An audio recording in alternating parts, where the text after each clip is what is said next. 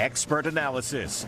Brought to you by Independence Blue Cross. Learn more at ibx.com. It's maybe not being as dominant in the run game as they have been, where last year everybody had to load the box to stop them. That gave you one-on-ones all over the place. Number two, I think Jalen is being a little more cautious with the football. He says, we've got a good team. If I don't turn the ball over, we're not going to lose.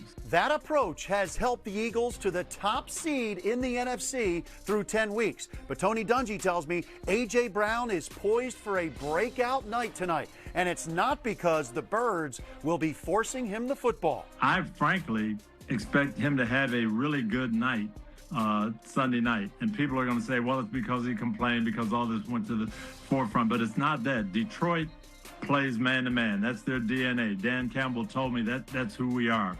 They're going to stop Saquon Barkley. Dan Campbell believes if you run the ball better than the other team, you're going to win. So he's going to come in with the idea, we're going to run our two running backs. We're going to stop their running back. I think there's going to be a lot of chances to throw one-on-one routes.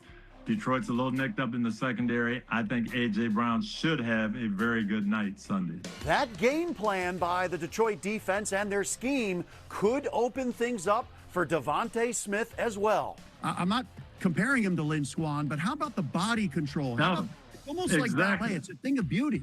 It's very, very similar. And it's great you mentioned ballet. Swann, his mother had him in ballet classes. And everybody thought, oh, well, sissified and all that. But it helped him, the body control, the leaping ability, coming down the right way. And that was him, contested catch.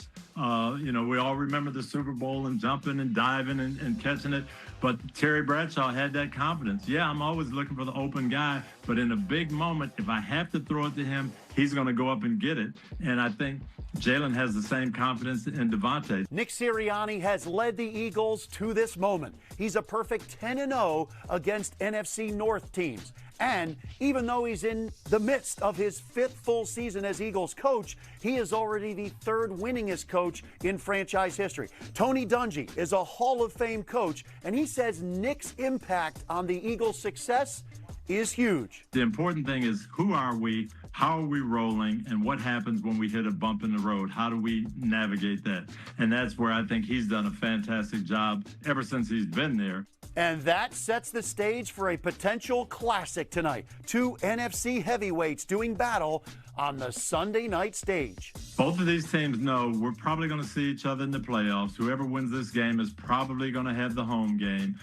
Detroit, I think that's one of the reasons Dan Campbell went to the play calling last week to get prepared for this game. I don't think he was calling the plays to beat the Commanders. He was sending a message to his team, this is how we're going to do it next week against the Eagles, because that's the game we have to win.